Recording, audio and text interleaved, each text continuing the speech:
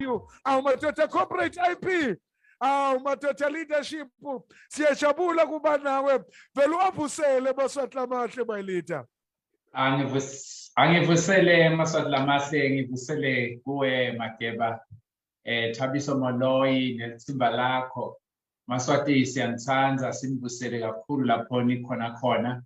Leningetulu lenisekhathe eSwatini, nani leningaphandle lenila eSouth Africa, naleni overseas. Siyanivusela kakhulu Maswati Lamahle. Sithi namhlanje nakungumsombuluko asihlanganeni sitokhuthatana Maswati Lamahle ngoba asikhoni ngeke sisabuyele emuva. Namhlanje nakutokhuthatana, and we only have just less than 25 minutes ukukhuthatana ngoba kune load shedding Maswati Lamahle. Sifuna ukukhuluma kahle sibonana. Angicale lapha le ngoma lethi ibambeni Maswati, ngiyithanda kakhulu la emotweni, ngidlala yona nangigibele esitimela, ngifisa ngathi bangadlala yona ngoba ngiyo lesiniketa dolocina.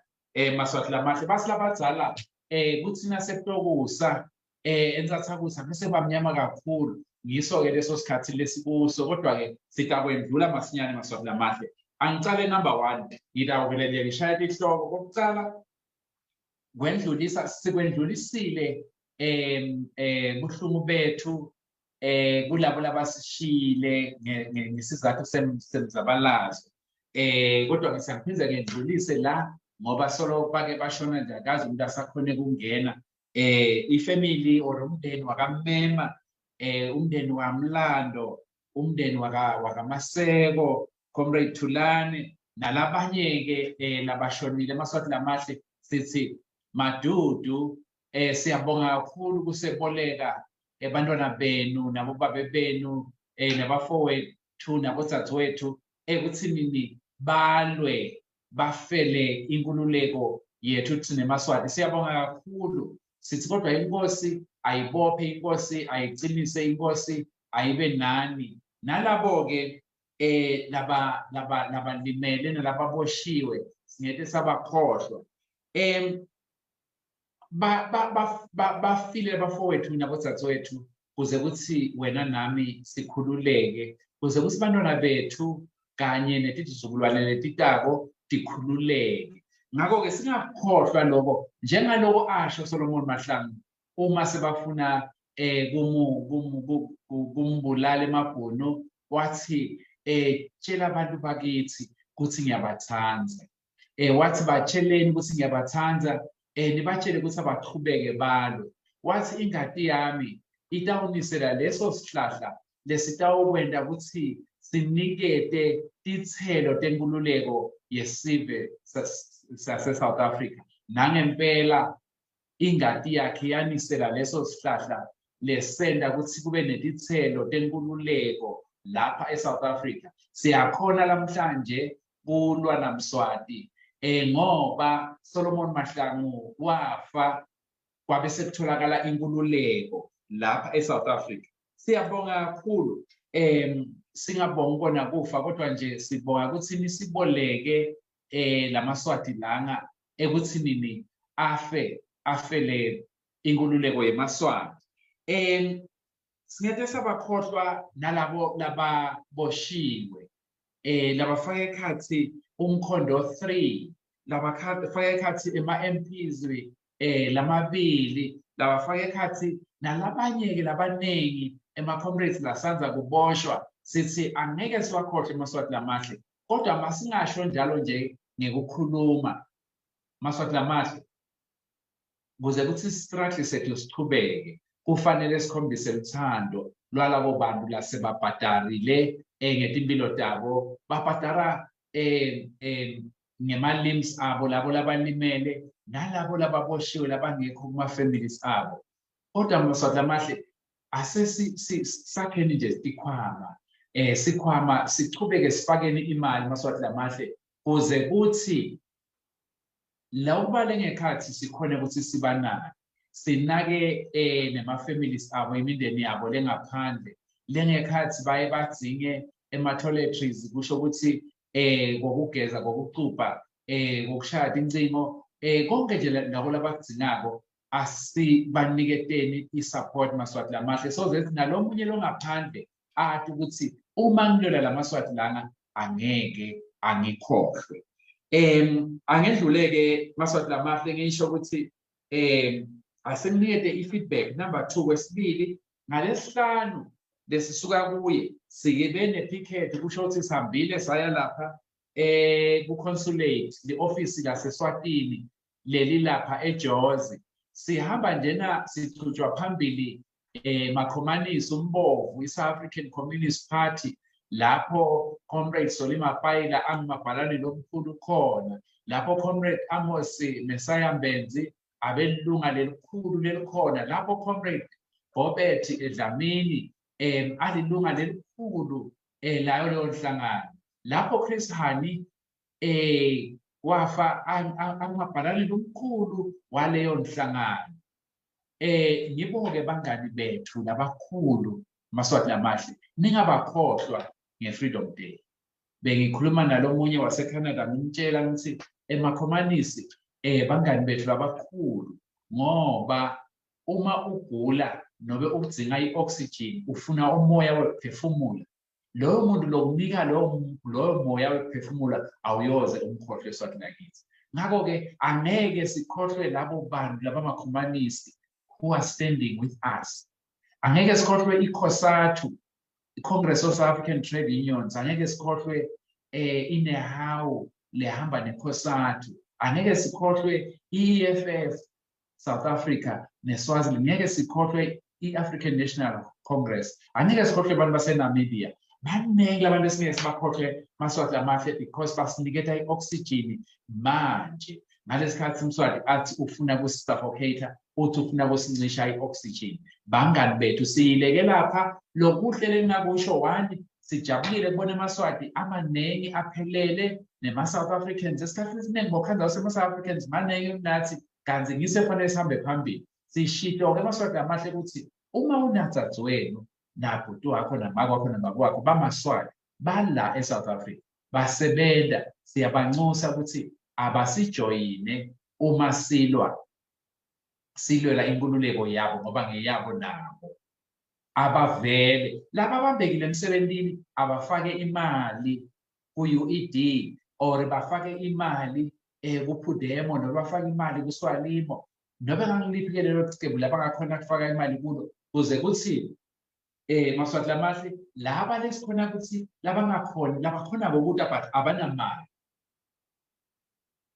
kufanele ukuthi-ke bese-ke sesibaniketa i-transport bayeda umhlaba ufuna kuva ngemzabalazo waseSwatini. Sidinisele-ke Maswati lamahle njengalokhu savele sasho masakhala inhlangano ye-UED ukuthi nini ye-diaspora ukuthi sitawuchubeka nemshikashika wenkululeko kuze kufike i-Freedom Day. Umhlangano uhambe kahle kakhulu, inhlangano betikhona betiningi letifaka ama-political parties aseSwatini, iPhudemo beyikhona, iSwalimo ikhona, emakhomanisi akhona, beyikhona even nalomele sinatha bekhona, Comrade President Mbongwa, bekhona i-SPLM, bebakhona bonke Maswati lamahle, bonke bayokhuluma ngavilinye ukuthi inkululeko kufanele ifike. Lokuhlele ngithi angihlebele kona lokuhlele kuvile i-Communist Party ithi sesikhathi manje lapho kufanele ema-ofisi aseSwatini la khona la avalwe lama-ofisi ase-embassy avalwe ngoba akunokwendeka ukuthi kube nebantu babe la kodwa bona babe bahlukubeka bantu bababulala ekhaya eSwatini. Angedluleke lapho Maswati lamahle sikhulume nge-issue yokuhlangana i-unity. Maswati lamahle sitayishumayela lenzaba lena yenhlanganisela yokuthi uma sibambene sibumbene sisibumbabumba siba into lenkulu sike sakhuluma ukuthi uma ungathatha izinto ematches uma uhlanganisile angeke utiphule kodwa nani lodwa uyakhona ukuphula nenyanza yetinkuni injalo. Nathi-ke Maswati lamahle asihlangane sibonile and siyazi ukuthi lo mubi lofanana nenkosi uMswati wesithathu lofuna ukuthatha imiphefumulo lothatha imiphefumulo yethu akakhethi akabuti ukuthi uyaya yini ekukhethweni akabuti ukuthi awuyini ekukhethweni so labo hashtag siyaya hashtag asiyi bamcoka amaswahili amahle kodwa mabangasenti ekuthinini singakhoni kuhlangana namhlanje uma uthi wena awuyi bakuvile laba labathi bayaya uma uthi wena uyaya bakuvile laba labathi abayi ngakho-ke ngoba sonke sikhuluma ngento yinye ukuthi strategy nobe indlela yokuwisa lo sathane lona ngakho masingacabani maswahili amahle esicathanisweni lo uma ungafuni kuye ekhethweni ngoba sonke sithi ayingabi khona khetho letinkulu asenteni tonke taba tokulivimba kodwa once laphunyuka labo labangafuni kuya abachubeke bathi abangayi basebenzise strategy sabo laba labathi bafuna kuya abachubeke baye siyobabona sebangekhathi ukuthi ingabe vele lengekhathi batawukwenda ini kodwa sibabonile amaswahili amahle ema-MPs amathathu siwabonile imisebenzi wabo kube abakasebenzi balengekhathi ngabe asisiviva bacede ngoba ngabe bacede kunebhizinisi yakhe lebezivele siyisapota uma ngiya lapha uphila phayana kule storo sakhe bengingathi ngangingena khona ngitothenga ibhilili nobe simende bengingathi viva ngoba bengingamali uma ngiya eBaset estore kodwa wenele kungena kuleli khathi wakhuluma tinto tenkululeko ngabe sisenthi viva so that means there is something about a man and a woman who goes to a parliament nobe ngabe le parliament ayisiyo lekhululekile kodwa yena akhulume athi bantu abakhululeke so there's something in that so siyabonga kakhulu maswahili amahle masingacatshaniswa kuloko sikhathi sethu asikho kahle besafuna sikhulume kodwa nje sithi siyathingana emva kwalawo ma-elections whether akabakhona abangeke abe khona siyathingana makungasidungi makungasendi ukuthi sibe ditha makungasendi ukuthi sibe ditha ngoba lo muntu utawujabula amaswahili amahle asendluleke lapho stronger we are united and uma sihlangene and we shall overcome sitawukhona ukuthi sithole inkululeko uma sihlangene mswati ufaka wonke umuntu kulist akakubuthi ukuthi uyaya noba wena futhi nobe ungakangeni kule list uke washo comrade Glenn Ross akhuluma nesimo lesake samuvelela asebenza area sawazisana bantu bebamkhalela bathi nguyena otawusheshela ahambe ngoba abe yinyonisa avocado wabe soba ready basina abantu basingalelanga bawanika incwadi uthi comrade Glenn Ross Dhlamini lemati kakhulu nefamily yakhe Sky semzabalansi uthi laba bawa laba bashayeka phansi laba bebathamba angeke bona bacoshwe kutaqoshwa yena basina abantu bancwadi bona bafikulwa siyeti batsimbeka phansi yena wema nje ngeSky bese sivele siready sikunikele ekuthinini akute lokudala nalamhlanje kunjalo maswahili amahle ungeke wathi ukuthi ukhona elistini kwami kodwa lokuhle umuntu nakufaka elistini mfake la elistini kuthi lokusivimba kwamaswahili amahle ukuthi singabafaki elistini laba labasifaka elistini lokufaka elistini mfake elistini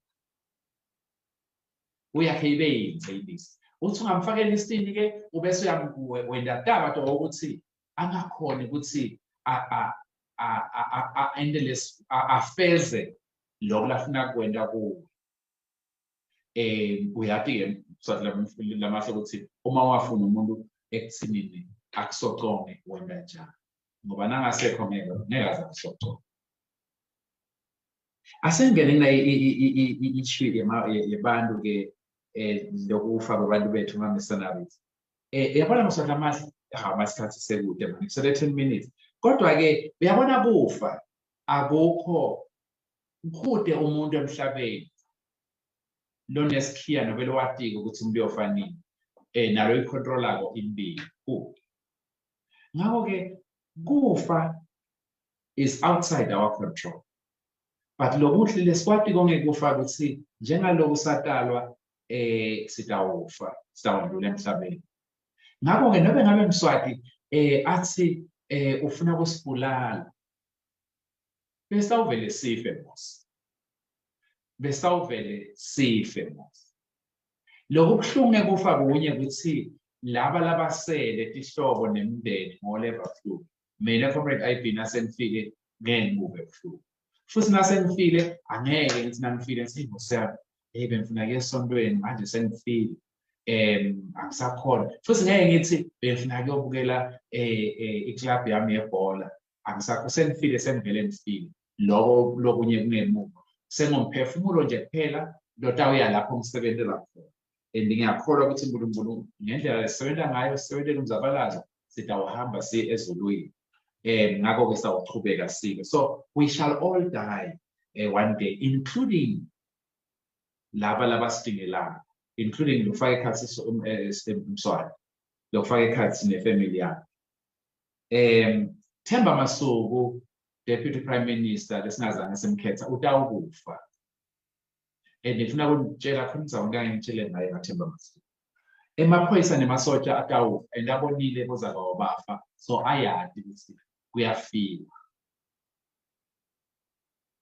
lama mercenaries laba labaqashiwe lamabhundla lapha emahlathini eBhunya emhlamba atawukufa bo-army bo-pinari bonke la batawukufa so kufa sitawukufa umehluko ukuthi ufela ini ufela inkululeko yeMaswati nobe ufela umndeni wasathane lokungu Mswati wesithathu mina I'm not afraid ngiyatshela Maswati amahle angikwesabi kufa ngifele inkululeko ngimtshelile inkosikazi wami uyathi kufanele ende njani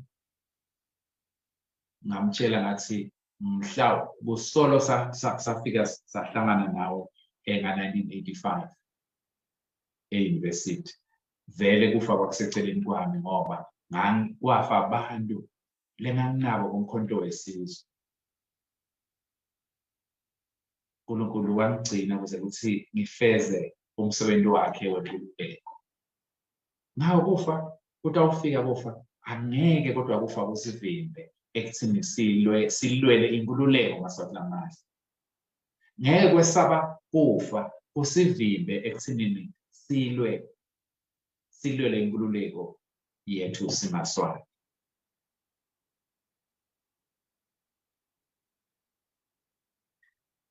Nkosikazi wami uyathi ukuthi ngalenyela ngangembeka ngifele isiko sakithi isiko semaSwati I think she's at peace with that and I'm at peace we talk about it all the time ingani ufile Martin Luther King Jr. na Chris Hani na Sipho Jele na MJ Dlamini na Jack Gavenda na Amos Messiah Mbezi na Thulane Maseko na Mlando na Mnema nalaba ngetulu kwelikhulu lababulawa ngumswana ngingibani-ke mina ukuthi ngete ngafa ngifele inkululeko yeMaswati but I'm doing everything to make sure that I stay alive so that I can fight until the end but if I have to fight Maswati amahle never cry for me just pick up the spear and fight on ningangikhaleli nithi khalele nina nichubeke nilwe sitimisele kulwa kuze kuthi inkululeko ibe khona angikhulume ngema-mercenaries sele 5 minutes siyakhuluma nahulumende wase-South Africa kusasa sizabe silapha kapresidenti siyokhuluma siyomikisa incwadi ne-evidence esesinayo ngebantu labamaBhunu labasuke eSouth Africa baphule umthetho i-act lekhona la bayiphule bahambe laba bahambe bathi bayobulala eMaswati. So sawuhamba siye khona eMaswati amahle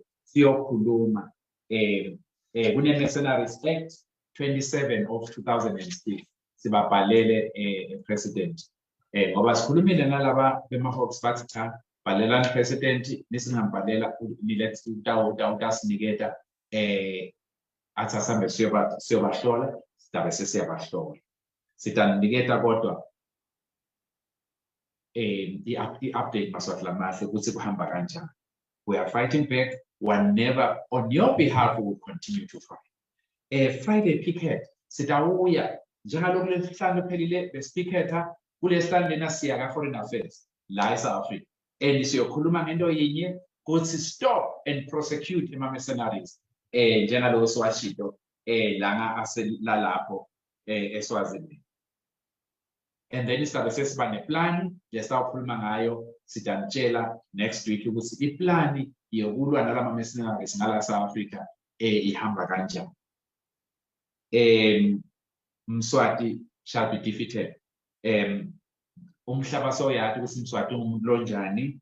Mswati akasanayo imali ngeke abe nayo imali yokubhadala lamasotsha abhadalele amaphoyisa abhadalele ama-mercenaries ngoba ayabita ama-mercenaries sibanengi si-strong and lokhu sibanengi sikhona kubambana sitawukhona ukuthi simncome.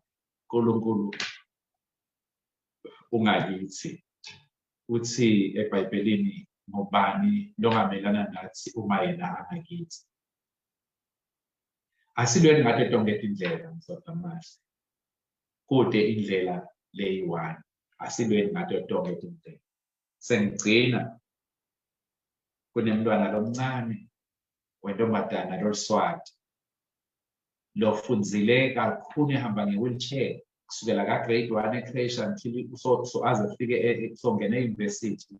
Uthathini eMaswati ukuthi simsize uma uthinzeka asimthengele une-wheelchair manje lena lekhona lefushwako asimthengeleni i-wheelchair lena lekuthiwa i-motorized ngoba nawathi ekuseni usuka e-block G usuka e-P uhambe uthi uyoshona e-library noma emaklasini noma e-refectory bulukhuni uhamba nje nawo kokucala nje kunale inkinga ye-diabetes asimsiteni Maswati lamahle. Comrade Sibuta ungena kuleli viki leli lomele ifothwa khulume ngokuthi asisiteni lo mntwana nalabanye. Sesizamile ukukhuluma nalabanye siyahlola sitawubuya simnikete i-report but it takes a village to raise a child. Angeke simele Mswati sifanele siqhubeke sibaside even in the new government lotabe u-democratic thina esiMaswati kufanele sibaside. Bathi ke isuka 20,000 iyofika ku-50. So nobe singaraise 25,000 ngoba lo mntwana nje ufuna ukuthi aqhubeke afunde. So tikhandlile Maswati amahle kusukela phansi ka-grade 1 aze ayofika asukele ecreche aze angene e-university. Asimsiteni Maswati amahle so that laba labeta ngemuva lababonako batokhuthateka nabo labo khanda ukuthi abakhoni ngoba bakhubatekile. Maswati lamahle ngiloko lebengithi angito kusherisha nani sitawuthola thuba siphinde singene. Lastly kune page lesiyakhako ku-Facebook lethi In Conversation with Comrade IB. Sitawukhuluma na everything ekhuluma ngenkululeko futhi kuli topic lesingeke sikhulume ngayo and everybody is free to say whatever he wants to say. I am not a saint. I make mistakes. Ngiyawenda ama-mistakes emaphutha njengawo umuntu. Sitawungena lapho sikhulume Maswati lamahle. Umswati sitamshaya phansi akanayo reverse kude reverse angeke sabuyele emuva. Maswati lamahle ibambeni Maswati lamahle. Faka leyo ngoma Makeba kuthi Maswati akayibambe siphume but siyabonga kakhulu kulo 25 minutes lesibe nani ngayo. Siyabonga kakhulu Maswati amahle.